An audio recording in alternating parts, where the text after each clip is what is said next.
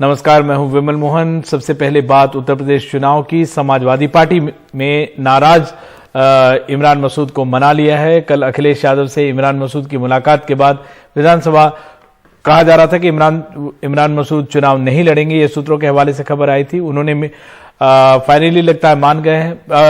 इस पर ज्यादा जानकारी के लिए हम चलते हैं सौरभ शुक्ला के पास। सौरभ, इमरान मसूद एक तरह से वेस्टर्न यूपी में कांग्रेस का चेहरा रहे हैं और जिस तरीके से आपसे जब बातचीत हुई थी तो लग रहा था अपनी टिकट के लिए आश्वस्त थे। अब आपको लगता है वो मान गए हैं और इससे अब जो सपा को जो नुकसान हो सकता था वहां पे वो नहीं होगा? देखिए, ये बहुत बड़ी राहत की बात है समाजवादी पार्टी के लिए। इमरान मसूद वहां बहुत मजबूत है और लगभग सहारनपुर के आसपास के लगभग 4 से 5 सीटों पर अपना प्रभाव रखते हैं। इनकी मुलाकात पिछले हफ्ते अखिलेश यादव से हुई थी। वो कांग्रेस छोड़कर के समाजवादी पार्टी में शामिल हुए थे, लेकिन उनका टिकट काट दिया गया था। वो सहारनपुर की बेहट सीट से टिकट मांग रहे थे। जब उनका टिकट काट दिया गया तो वो नाराज हो गए थे। चर्चा ये भी हुई कि वो बसपा के साथ संपर्क में है, बसपा जा सकते हैं, लेकिन फिर उसके बाद समाजवादी पार्टी के साथ उनकी मान मनोबल की कोशिशें शुरू हुई और उनको मना लिया गया है। हमारे सूत्रों के मुताबिक इमरान मसूद को समाजवादी पार्टी ने एमएलसी बनाने का प्रॉमिस किया है, विधान परिषद के सदस्य बनाने का प्रॉमिस किया है और उनको बोला है कि समाजवादी पार्टी उनको 2019 का लोकसभा चुनाव सहारनपुर से लड़ाएगी। इसके अलावा समाजवादी पार्टी ने यह भी एश्योरेंस दिया है इमरान मसूद को कि उनके लोगों को संगठन में एडजस्ट किया जाएगा। जैसे उनके करीबी को कल समाजवादी पार्टी ने सहारनपुर का जिला अध्यक्ष बना दिया है और उनके दूसरे लोगों को भी संगठन में अहम जिम्मेदारियां दी जाएंगी। तो इस आश्वासन के बाद इमरान मसूद मान गए हैं। कल उन्होंने शाम को समाजवादी पार्टी के प्रमुख अखिलेश यादव से मुलाकात की और उनको आश्वासन दिया कि वो और अपनी पूरी टीम के साथ समाजवादी पार्टी का समर्थन करेंगे। और जब ये तस्वीर आई तो उसके बाद जरूर समाजवादी पार्टी राहत की सांस ले रही होगी। बेहद सीट से समाजवादी पार्टी ने उमर अली को टिकट दिया है, इमाम बुखारी के बेटे हैं। तो फिलहाल ऐसा लग रहा है कि समाजवादी पार्टी कुछ बेहतर कर पाएगी क्योंकि इमरान मसूद ने समर्थन देने का फैसला कर लिया है और वो जो नाराज थे वो अब नाराजगी दूर हो चुकी है। बिल्कुल, इस पूरी जानकारी के लिए बेहद शुक्रिया सौरभ। और उत्तर प्रदेश चुनाव से जुड़ी और भी खबरें। जेवर से आरएलडी के टिकट से लड़ेंगे अवतार सिंह भड़ाना। पहले चुनाव नहीं लड़ने का किया था ऐलान। पिछले हफ्ते बीजेपी छोड़ आरएलडी में शामिल हुए थे भड़ाना।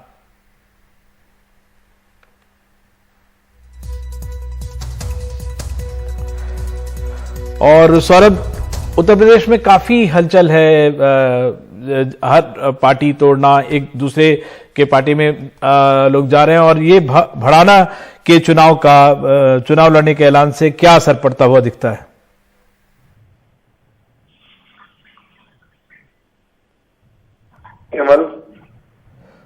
सौरभ, जो भड़ाना ने जब ऐलान किया है कि जेवर से वो आरएलडी के टिकट से लड़ेंगे अवतार सिंह भड़ाना, इसका क्या असर पड़ता हुआ दिखता है उस इलाके पर?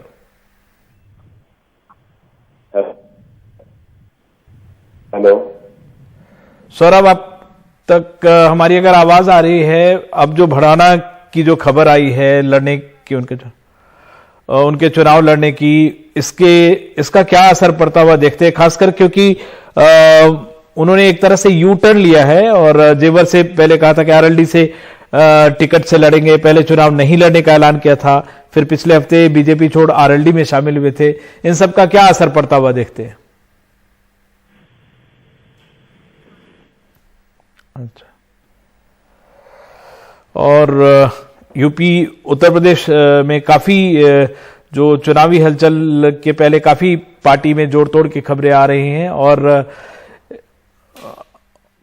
तो विमल, देखिए, सबसे बड़ी बात है कि अवतार सिंह भड़ाना अभी कुछ 10 दिन पहले ही राष्ट्रीय लोकदल में शामिल हुए थे। वो 2017 में बीजेपी में थे, मीरापुर विधानसभा से जीते थे, लेकिन से बात नहीं बन रही थी। और हमारा इतिहास देखेंगे तो वो ऐसा ही रहा है। वो लोकसभा चुनाव कांग्रेस से लड़ गए थे पर बीजेपी ने उनका इस्तीफा, वो बसपा में भी रह चुके हैं और वो कांग्रेस में भी रह चुके हैं। तो उनका तमाम पार्टियों में जाने का इतिहास है। इसलिए उनको जब राष्ट्रीय लोकदल ने जेवर, जो कि एक गुर्जर बहुल सीट है, वहां से अवतार भड़ाना को टिकट दिया, तो इसको लेकर के सवाल भी उठे कि अवतार भड़ाना कितने दिन नजदीक रहेंगे जयंत पाटिल और अखिलेश यादव। कल खबर आई कि अब नहीं लड़ना हुआ पर नॉमिनेशन वापस ले सकते हैं।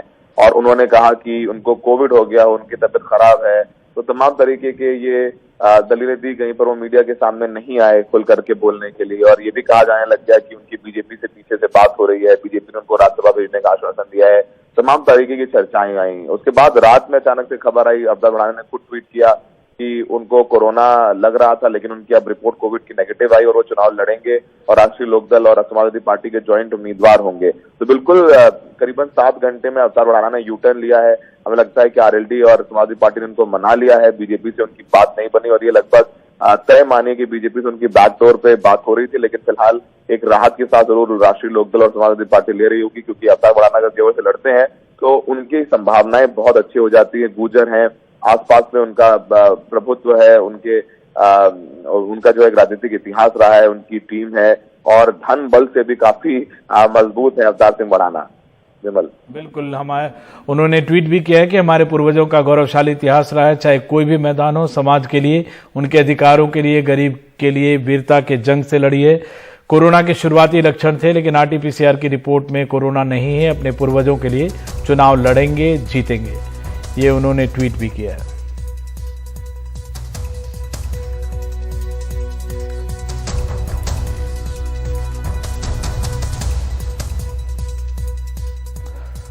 उधर सपा अध्यक्ष अखिलेश यादव पहली बार विधानसभा चुनाव लड़ने जा रहे हैं। वो मैनपुरी के करहल से चुनाव लड़ेंगे। मैनपुरी की करहल सपा की सुरक्षित सीट मानी जाती है। 1993 से लगातार समाजवादी पार्टी यहां जीती है। सिर्फ 2002 में यह सीट बीजेपी ने जीती थी।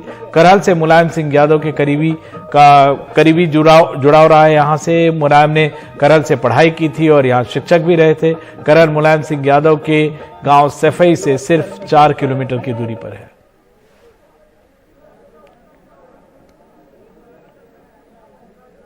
माननीय राष्ट्रीय अध्यक्ष जनाब अखिलेश यादव जी कि विधानसभा चुनाव लड़ने के लिए आजमगढ़, कन्नौज, मैनपुरी से लेकर के अलग अलग सभी जिलों में कार्यकर्ताओं की बड़े स्तर पर मांग रही है। इसको देखते हुए माननीय अखिलेश यादव जी मैनपुरी के करहल विधानसभा से चुनाव लड़ेंगे। और पश्चिमी उत्तर प्रदेश के शामली जिले में गन्ना किसानों का भुगतान एक बड़ा मुद्दा है। शामली के थाना भवन विधानसभा क्षेत्र से खुद गन्ना मंत्री सुरेश राणा चुनावी मैदान में है। हालांकि गन्ना मंत्री गन्ना बकाये का सवाल टालते दिख रहे हैं। इस मसले पर गन्ना मंत्री और किसानों के दावे अलग अलग हैं। देखते हैं शामली से रविश रंजन शुक्ला की ये ग्राउंड रिपोर्ट।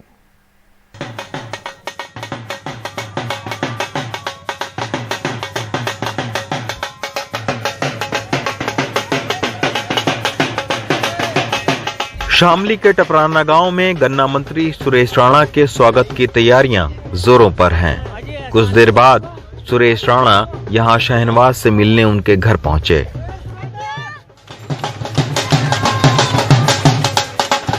लेकिन शामली की तीनों विधानसभा सीटों पर गन्ना मंत्री के लिए गन्ने का बकाया भुगतान सिरदर्द साबित हो रहा है।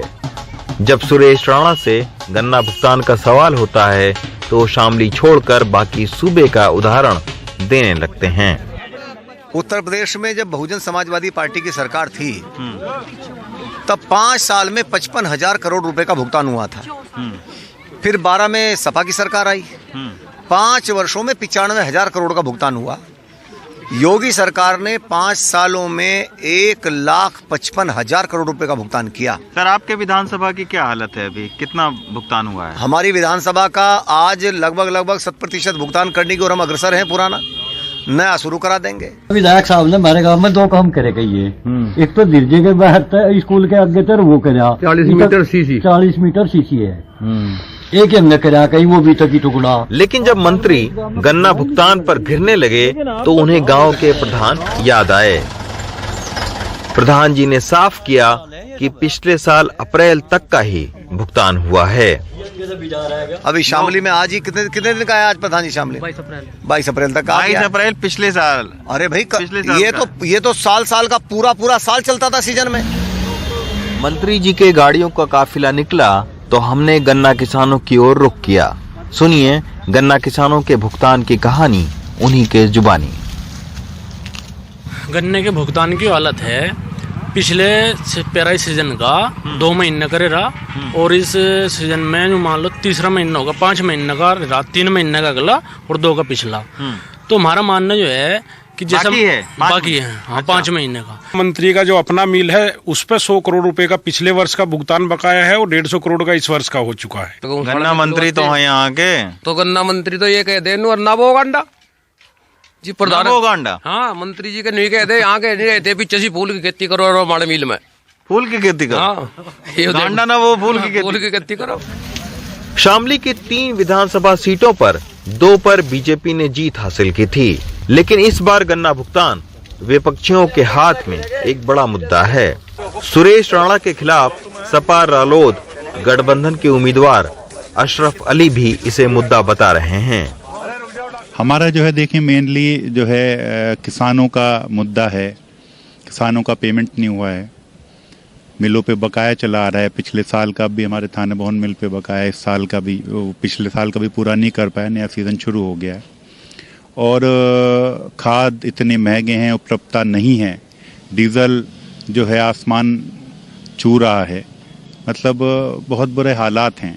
और हम जो है अपने गरीब के, मजदूर के शिक्षा को लेकर, स्वास्थ्य को लेकर जो है हम जनता के बीच में जाएंगे। जब तक किसानों के भुगतान को नियमित नहीं किया जाएगा, हर चुनाव में सियासत के लिए ये मुद्दा कील की तरह चुभता रहेगा। शामली से शाहनवाज और सतीश कुमार राम के साथ रवीश रंजन शुक्ला, एनडीटीवी इंडिया। उधर पंजाब के मुख्यमंत्री चरणजीत सिंह चन्नी के भांजे पर प्रवर्तन निदेशालय यानी ईडी के छापों का मामला गर्माता जा रहा है। कांग्रेस ने चुनाव आयोग से शिकायत की है। उन्होंने कहा है कि सीएम चन्नी की छवि को धूमिल करने की कोशिश की जा रही है। कांग्रेस ने प्रवर्तन निदेशालय के छापों को राजनीति से प्रेरित बताया है। ईडी के सूत्रों के मुताबिक छापेमारी में अब तक 10 करोड़ रुपए मिल चुके हैं। ईडी के सूत्रों के मुताबिक इनमें से 8 करोड़ रुपए सीएम चन्नी के भांजे के पास से मिले हैं। कल सीएम चन्नी ने भी कहा था कि उनके भांजे पर उनका नाम लेने का दबाव डाला जा रहा है। आम आदमी पार्टी ने भी इसे लेकर चरणजीत सिंह चन्नी पर निशाना साधा था।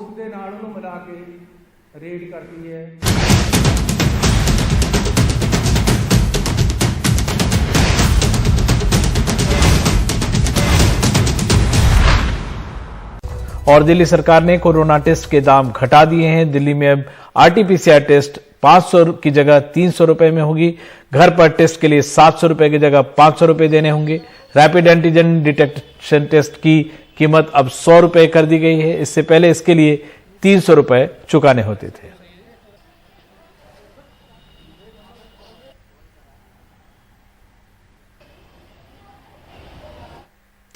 कोरोना से मौत की वजह से देश भर में कई परिवार बिखर गए। ऐसे में मुआवजे इन परिवारों के लिए थोड़ी राहत की वजह साबित हो रहे थे, लेकिन कई राज्यों में कोरोना से मरने वालों के परिजनों को मुआवजा नहीं मिलने का मामला अब सुप्रीम कोर्ट पहुंच गया है। 72 साल की सुमनबाई भिंगारी की 23 अप्रैल 2021 को ही घर में कोरोना से मौत हो गई। 5 अप्रैल को उन्हें वैक्सीन लगी थी। 5 दिन बाद ही बुखार आ गया, सर्दी खांसी थी, ऑक्सीजन लेवल कम हो रहा था। परिजन 10 अस्पतालों में उन्हें लेकर भटके, लेकिन कहीं बेड नहीं मिला। घर पर ही इलाज हुआ। सीटी स्कैन में दोनों फेफड़ों में संक्रमण की पुष्टि हुई।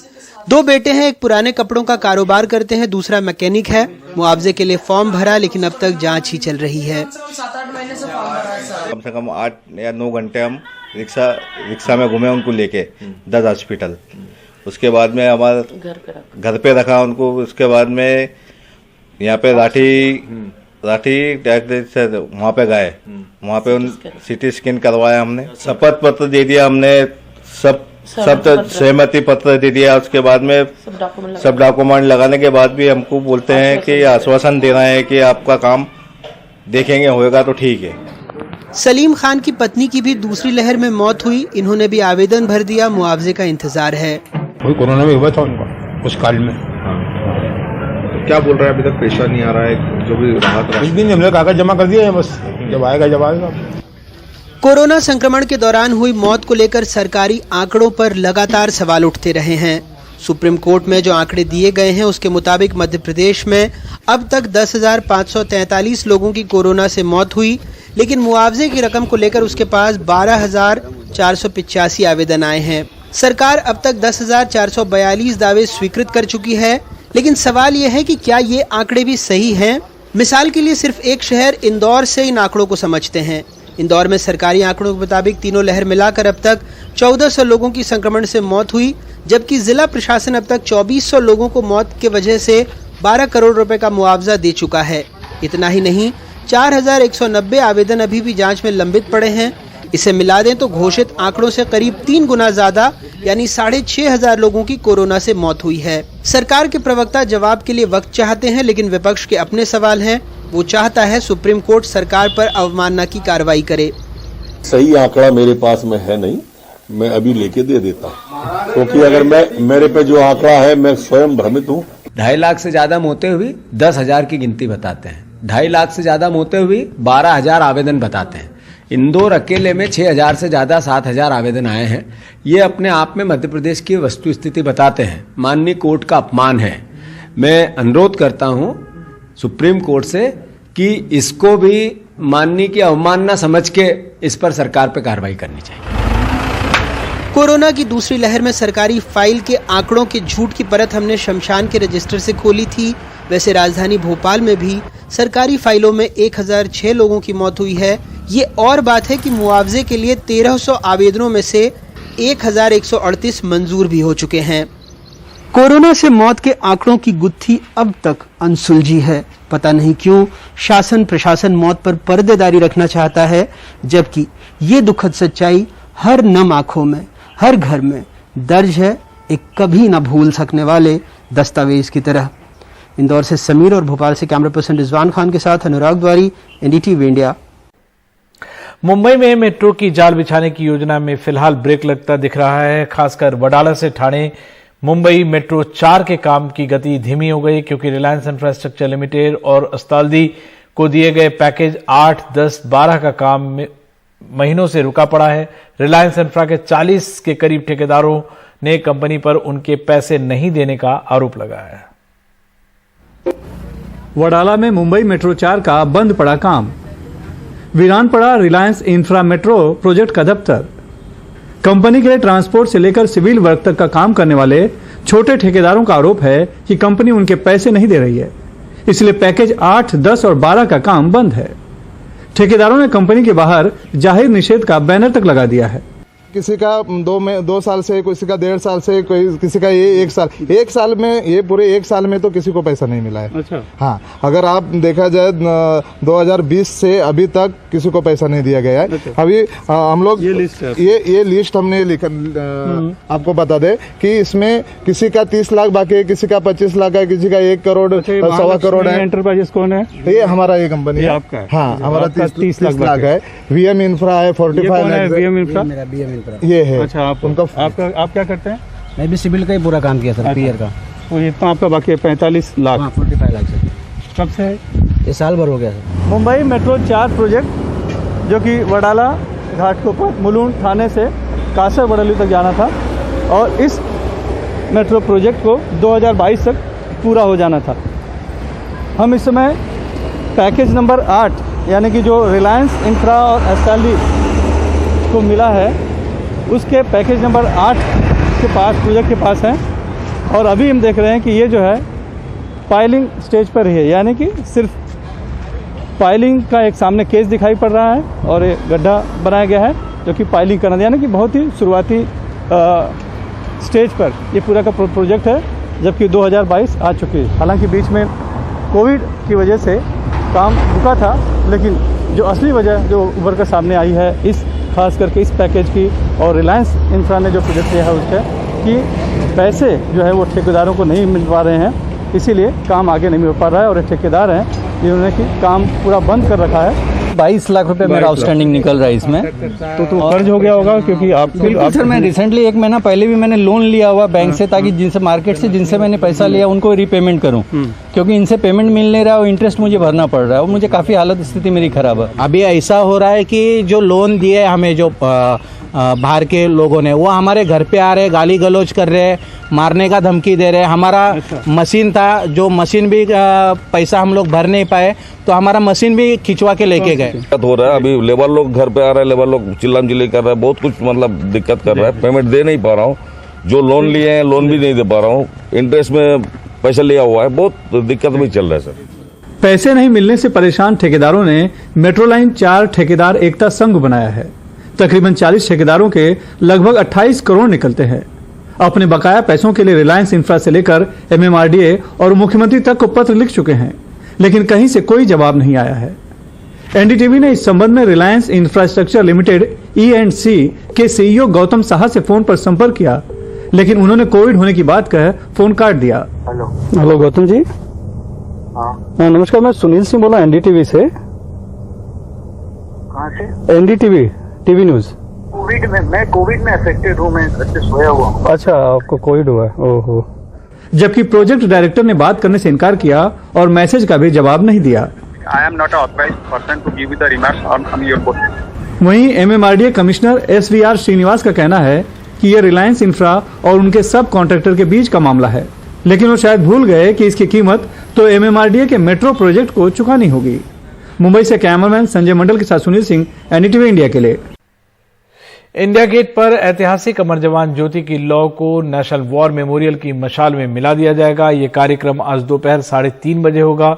इंटीग्रेटेड डिफेंस स्टाफ के chief air marshal Balbhadra Radhakrishna Amar Jawan Jyoti की लौ को नेशनल वॉर मेमोरियल की मशाल में मिलाने वाली टीम का नेतृत्व करेंगे। इंडिया गेट मेमोरियल को 1914 से 1921 के बीच शहीद हुए ब्रिटिश इंडियन आर्मी के जवानों की याद में ब्रिटिश सरकार ने बनाया था। 1971 में भारत और पाकिस्तान के युद्ध में भारत की जीत के बाद अमर जवान ज्योति जलाई गई और इसे इंडिया गेट मेमोरियल का हिस्सा बना दिया गया। नमस्कार, NDTV इंडिया देख रहे हैं आप, मैं हूं ताबिश हुसैन और खबरों में सबसे पहले बात उत्तर प्रदेश की करेंगे। यहां के मुजफ्फरनगर इलाके में बीजेपी विधायकों का विरोध होता हुआ नजर आ रहा है। अब एक और विधायक जी यहां पर जब पहुंचे प्रचार के लिए तो लोग उनका विरोध करते हुए नजर आए। पुरकाजी विधानसभा क्षेत्र की तस्वीरें आपको हम दिखा रहे हैं, जहां पर विधायक जब प्रचार के लिए पहुंचे बीजेपी के विधायक प्रमोद ऊंटवाल, तो उनका गांव वालों ने विरोध किया और कहा कि 5 साल से आप कहां थे। अब विधायक जी हाथ जोड़कर उनकी बात सुनते हुए, लोगों की शिकायत सुनते हुए नजर आए।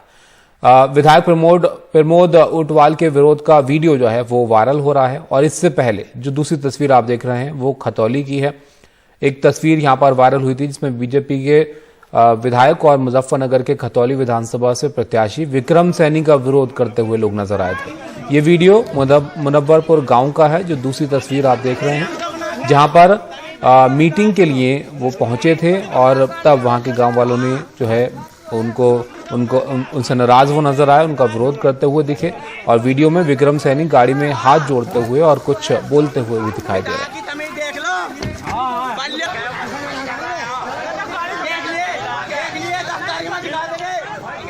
तो मुजफ्फरनगर इलाके में आप देखिए, दूसरी तस्वीर हमने आपको दिखाई, 2 जगह पर बीजेपी के विधायक जो हैं उनका विरोध करते हुए लोग नजर आए, काफी नाराज वो दिखे। एक जगह तो कल जो वीडियो आया था उसमें तो नारेबाजी करते हुए लोग नजर आ रहे थे और अब जो नाराजगी दिखी है उसमें लोग पूछते हुए नजर आए विधायक जी से, जब वो प्रचार करने के लिए पहुंचे, कि आप 5 साल से कहां थे।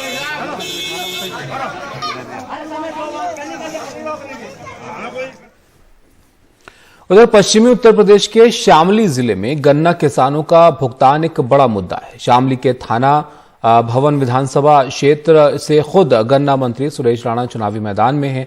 हालांकि गन्ना मंत्री गन्ना बकाये का सवाल टालते हुए दिख रहे हैं। इस मसले पर गन्ना मंत्री और किसानों के दावे अलग अलग हैं। यहां से हमारे सहयोगी रविशंकर शुक्ला की ग्राउंड रिपोर्ट आप देखिए।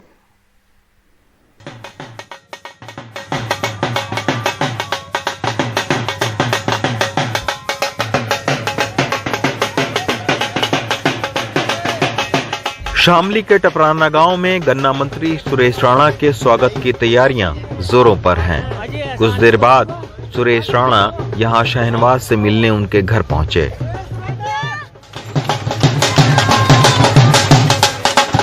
लेकिन शामली की तीनों विधानसभा सीटों पर गन्ना मंत्री के लिए गन्ने का बकाया भुगतान सिरदर्द साबित हो रहा है।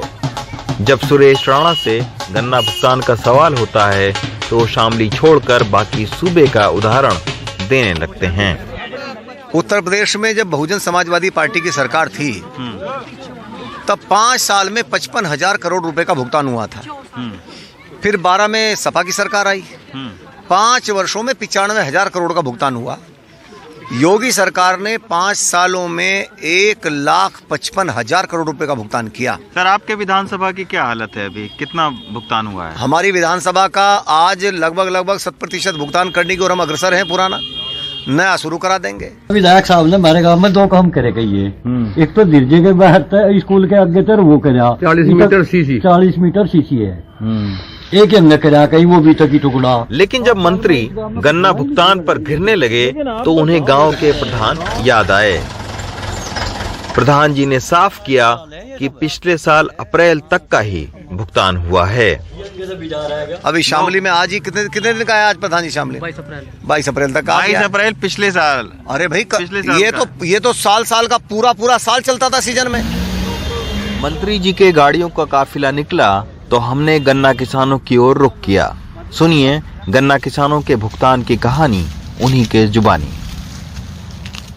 गन्ने के भुगतान की हालत है, पिछले पेराई सीजन का 2 महीने करे रहा और इस सीजन में जो मान लो तीसरा महीना होगा, 5 महीने का रहा, 3 महीने का अगला और 2 का पिछला।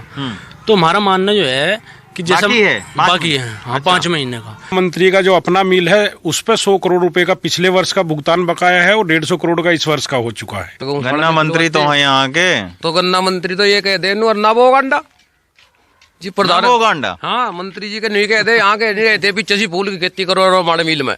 फूल की खेती करो? हाँ, गांडा ना वो फूल की खेती करो। शामली की 3 विधानसभा सीटों पर 2 पर बीजेपी ने जीत हासिल की थी, लेकिन इस बार गन्ना भुगतान विपक्षियों के हाथ में एक बड़ा मुद्दा है। सुरेश राणा के खिलाफ सपा रालोद गठबंधन के उम्मीदवार अशरफ अली भी इसे मुद्दा बता रहे हैं। हमारा जो है देखिए मेनली जो है किसानों का मुद्दा है। किसानों का पेमेंट नहीं हुआ है, मिलों पे बकाया चला आ रहा है। पिछले साल का भी हमारे थाना भवन मिल पे बकाया, इस साल का भी, पिछले साल का भी पूरा नहीं कर पाया, नया सीज़न शुरू हो गया है। और खाद इतने महंगे हैं, उपलब्धता नहीं है, डीजल जो है आसमान छू रहा है, मतलब बहुत बुरे हालात हैं। और हम जो है अपने गरीब के, मजदूर के शिक्षा को लेकर, स्वास्थ्य को लेकर जो है हम जनता के बीच में जाएंगे। जब तक किसानों के भुगतान को नियमित नहीं किया जाएगा, हर चुनाव में सियासत के लिए ये मुद्दा कील की तरह चुभता रहेगा। शामली से शहनवाज और सतीश कुमार राम के साथ रवीश रंजन शुक्ला, एनडीटीवी इंडिया। गन्ना किसानों के भुगतान एक जो है एक बड़ा मुद्दा है पश्चिमी उत्तर प्रदेश में, और गन्ना किसानों के भुगतान को लेकर गन्ना मंत्री सुरेश राणा से हमारे सहयोगी रवीश रंजन शुक्ला ने बात की। आप ये भी सुनिए कि उनका क्या कहना है। शामली के थाना भवन से जो गन्ना मंत्री हैं सुरेश राणा, वो चुनाव लड़ रहे हैं, बीजेपी के प्रत्याशी हैं। सुरेश राणा जी, शामली में एक बहुत बड़ा मुद्दा गन्ना भुगतान का है। लोग कहते हैं आप गन्ना मंत्री हैं और आपका खुद का भुगतान नहीं हुआ है गन्ने का। नहीं, सबसे ज्यादा भुगतान करने का काम हम ही ने किया है। अच्छा। उत्तर प्रदेश में जब बहुजन समाजवादी पार्टी की सरकार थी तब 5 साल में 55,000 करोड़ रुपए का भुगतान हुआ था। फिर 12 में सपा की सरकार आई, 5 वर्षों में 95,000 करोड़ का भुगतान हुआ। योगी सरकार ने 5 सालों में 1,55,000 करोड़ रुपए का भुगतान किया। सर, सबसे ज्यादा गन्ने का समर्थन मूल्य बीएसपी के सरकार में बढ़ा, आपकी सरकार में नहीं बढ़ा। आपके खुद के थाना भवन में 200 करोड़ से ज्यादा का गन्ना का जो भुगतान है वो नहीं हुआ है।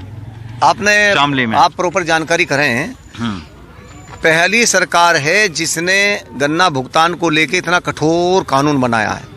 हम लोगों ने कहा है यदि शुगर मिले गन्ना किसानों का भुगतान सुनिश्चित नहीं करती तो उनकी जो सिस्टर कंसर्न हैं, उनकी सहायक जो कंपनियां हैं, उन कंपनियों से भी हम वसूल करके किसानों का भुगतान करेंगे।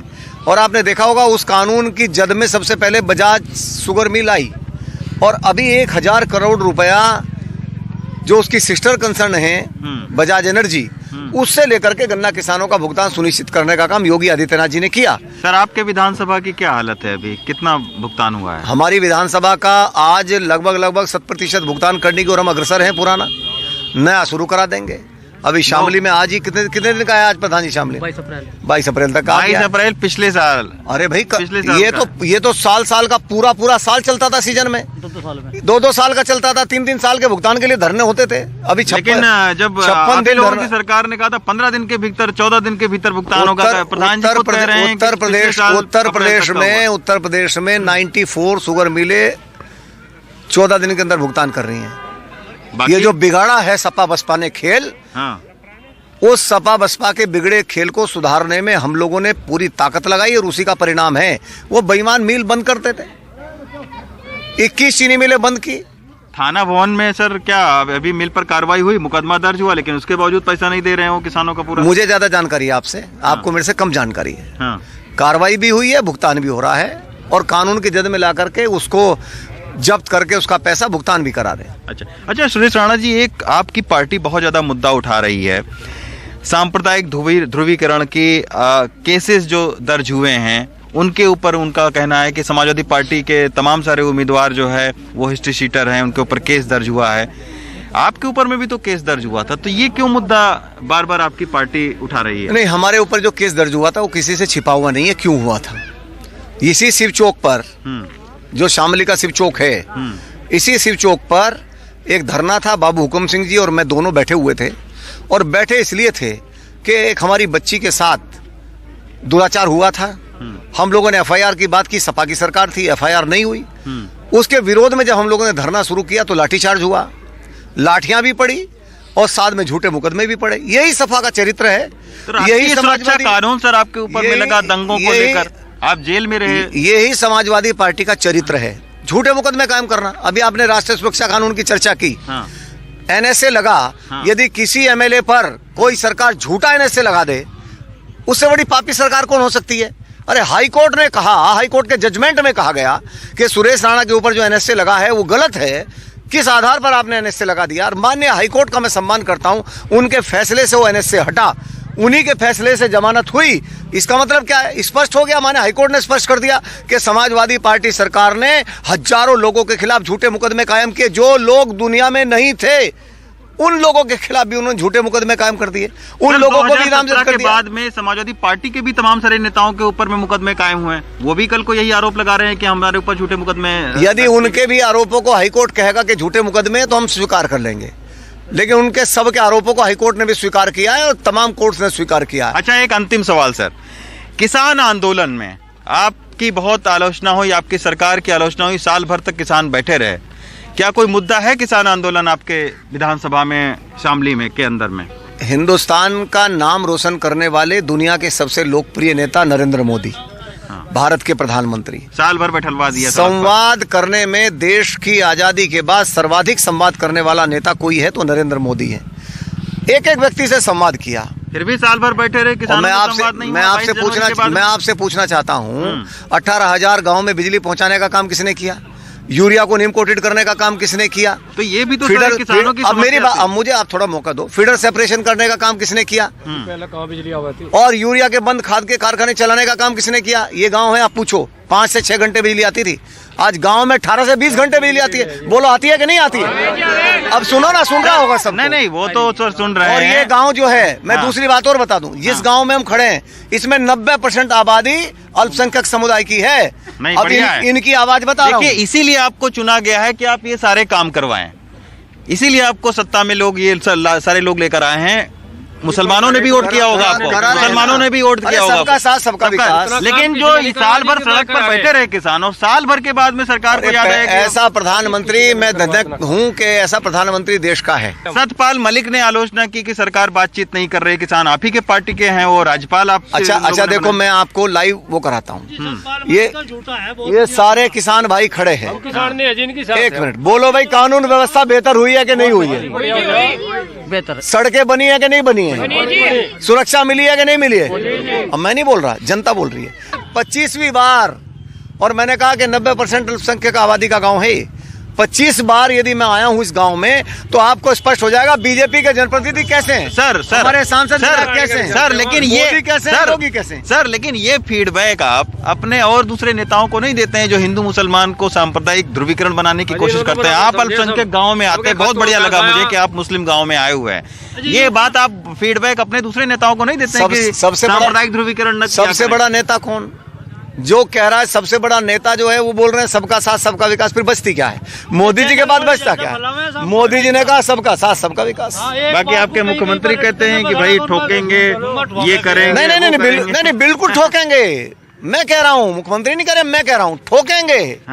गुंडागर्दी धर्म के आधार पर नहीं होती। जो गुंडा है, अभी मैं जा रहा था यहाँ से निकला हुआ कैराना है, एक अमरूद बेचने वाला मुस्तकीम, मैंने कार से उतर के उससे पूछा अब कैराना कैसा है, तो मुस्तकीम बोलता है अब योगी है तो मैं 12 बजे तक अमरूद बेच सकता हूं, योगी नहीं थे तो 6 बजे कर्फ्यू लग जाता था।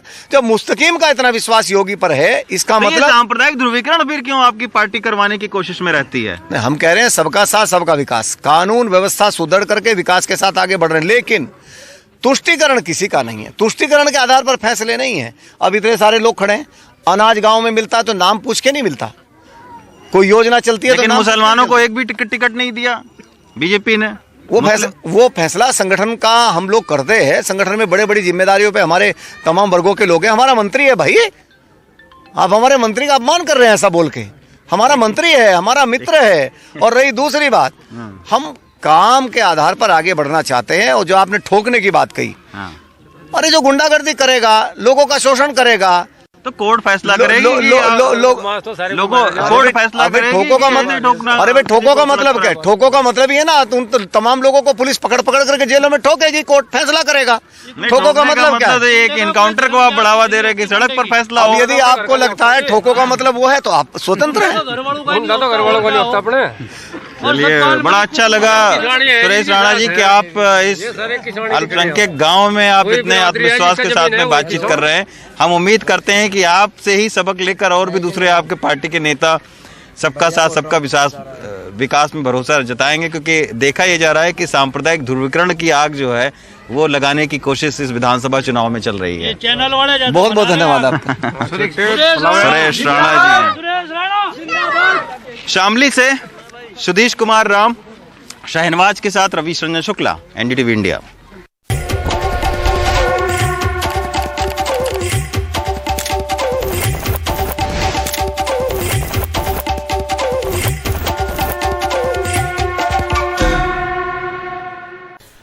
और अब बात कोरोना के मामलों की करते हैं। आपको बताते हैं कि देश में कोरोना की स्थिति जो है वो कैसी है। तीसरी लहर में आज दूसरी बार 3 लाख से ज्यादा कोरोना के मामले आए हैं और 24 घंटे में देश में 3,47,254 नए कोरोना केस दर्ज किए गए हैं। आज संक्रमण दर 17.94% रही है और देश में कोरोना के एक्टिव मामले 20,18,825 हैं। देश में ओमिक्रॉन के मामले भी बढ़े हैं और अब तक 9,692 केस ओमिक्रॉन के दर्ज किए जा चुके हैं। कल 2,51,777 कोरोना मरीज ठीक हुए।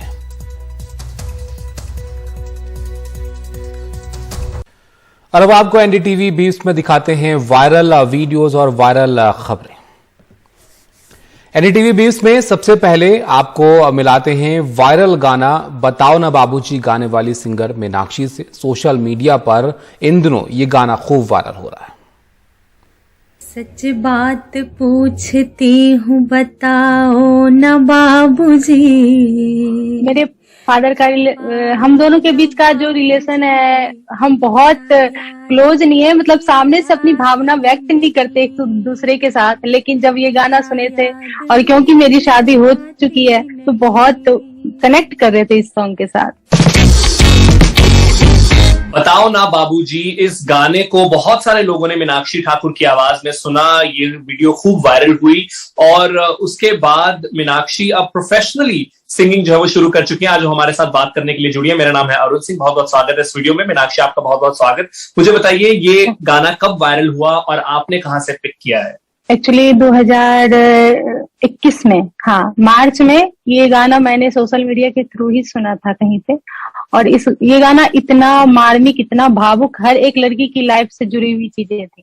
बिल्कुल। और इस गाने में इसके बारे में भी बात होती है कि जब हमारे समाज में लड़कियों का जन्म होता है तो किस तरीके से जो इमोशंस हैं वो कुछ बहुत खुशी वाले नहीं होते, उसकी भी बात ये गाना करता है। जी जी जी, बहुत सारी चीजें इस गाने के थ्रू, मतलब एक पिता और एक बेटी के बीच के जो संवाद है, जो दर्द है, बहुत चीजें, वो सारा इसमें बयान किया हुआ है। और इसके जो लेखक हैं संजय सिंह जी, बहुत कुछ मतलब अपने दिल की एक कहते हैं ना भावनाएं व्यक्त किया उन्होंने, और वो तभी मतलब हर एक इंसान के दिल तक पहुंचती है ये। तो आपने जैसे कहा कि आप मैथिली में गाती थी, और मैथिली की जो मिट्टी है वहीं पर संगीत जरूर है, बिकॉज बहुत सारे गाने पॉपुलर। अगर आप मैथिली में हमारे लिए कुछ गा सके। अब बाहर नहीं रहबई, चलो बस वही गाम, अब बाहर नहीं रहबई, चलो बस वही गाम, लिखल मिथिला के गहबर में सीता के नाम, लिखल मिथिला के गहबर में सीता के नाम, अब बाहर नहीं हे, अब बाहर नहीं रहबई, चलू बस बई गाम, अब बाहर नहीं रहबई, चलू बस बई गाम।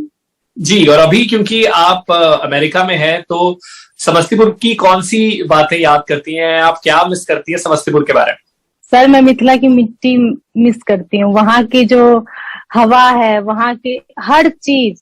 और आखिर में जाते जाते अगर आप जो आपका वायरल सॉन्ग है वही गुनगुनाए तो बहुत बढ़िया होगा। पैदा हुए घर में मेरे मातम सा छाया था, पापा तेरे खुश थे मुझे माँ ने बताया था, ले के नाम प्यार जताते भी मुझे थे, आते थे कहीं से तो बुलाते भी मुझे थे, मैं हूँ नहीं तो किसको बुलाते हो बाबूजी, मैं हूँ नहीं तो किसको बुलाते हो बाबूजी, क्या याद मेरी आती नहीं। बहुत शुक्रिया मीनाक्षी हमारे लिए गाने के लिए। और आखिरी सवाल, आपके फादर का क्या रिएक्शन था और आप किस तरीके का रिलेशनशिप उनके साथ शेयर करते हैं? हम दोनों के बीच का जो रिलेशन है, हम बहुत क्लोज नहीं है, मतलब सामने से अपनी भावना व्यक्त नहीं करते एक दूसरे के साथ, लेकिन जब ये गाना सुने थे और क्योंकि मेरी शादी हो चुकी है तो बहुत कनेक्ट कर रहे थे इस सॉन्ग के साथ। तो उन्होंने एक्सप्रेस किया फाइनली कि उन्हें कैसा महसूस हुआ? नहीं। या आप दोनों अलग अलग कोनों में चुपके रो रहे थे? हाँ, यही था, ऐसा ही कुछ था। ठीक है मीनाक्षी, बहुत बहुत शुक्रिया हमारे साथ अपनी फीलिंग्स और ये गाना शेयर करने के लिए। Thank you so very much. Thank you sir. इसी के साथ ही वीडियो होती है खत्म। एनडीटीवी के लिए अरुण सिंह।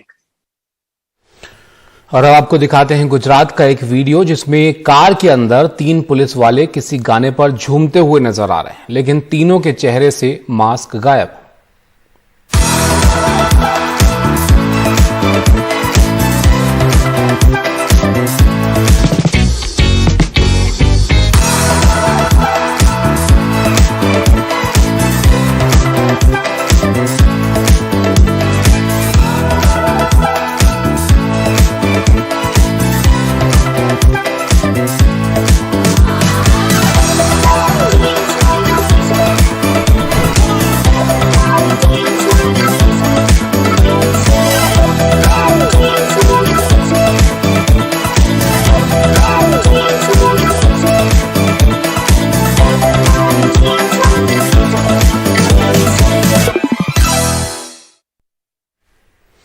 अब देखिए तिहाड़ जेल के कैदी का कारनामा, जिसने तलाशी के डर से मोबाइल फोन ही निगल लिया। जब कैदी ने पेट में दर्द की शिकायत की तो ऑपरेशन के दौरान उसके पेट से मोबाइल होने का पता चला।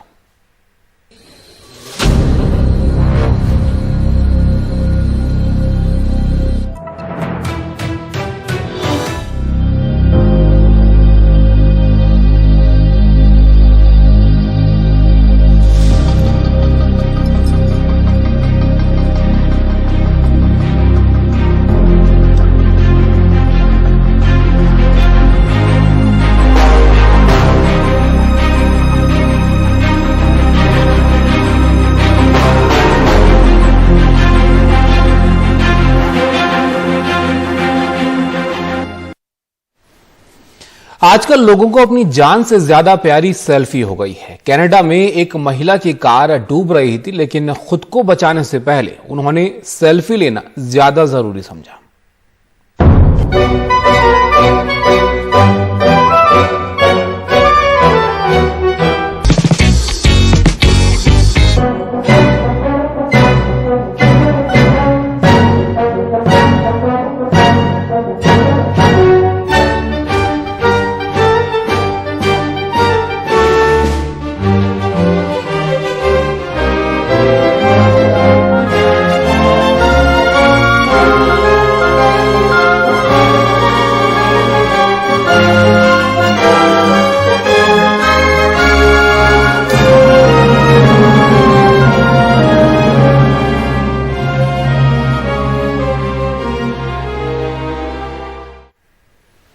कॉलेज में बच्चों की लड़ाई तो आपने देखी होगी, लेकिन मध्य प्रदेश में किसी बात को लेकर प्रोफेसर और प्रिंसिपल के बीच की हाथापाई जो है वो देखने को मिली। यहां पर इन दोनों के बीच हाथापाई शुरू हो गई और इस वीडियो को सोशल मीडिया पर जो है काफी शेयर किया गया और ये काफी वायरल हो रहा है।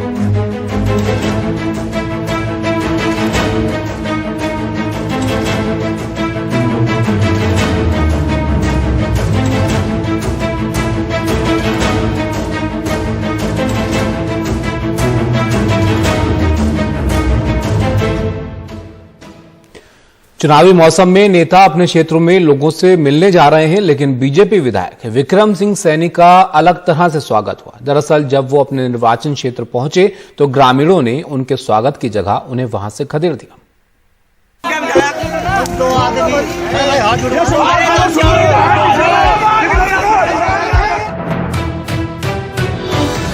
ये देखो विधायक भागता हुआ मनोहरपुर सैनी में।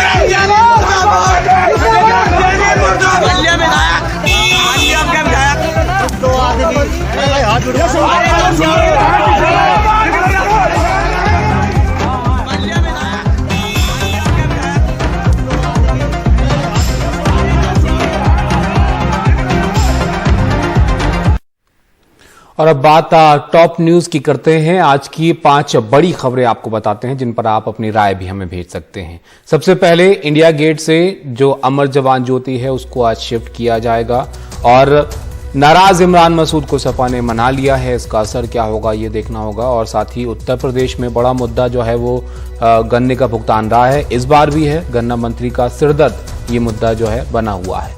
उधर यूपी में आज कांग्रेस का यूथ मैनिफेस्टो जो है वो जारी किया जाएगा और दिल्ली में कोरोना का टेस्ट कराना सस्ता हुआ है। 300 रुपए अब आपको टेस्ट के लिए देने होंगे।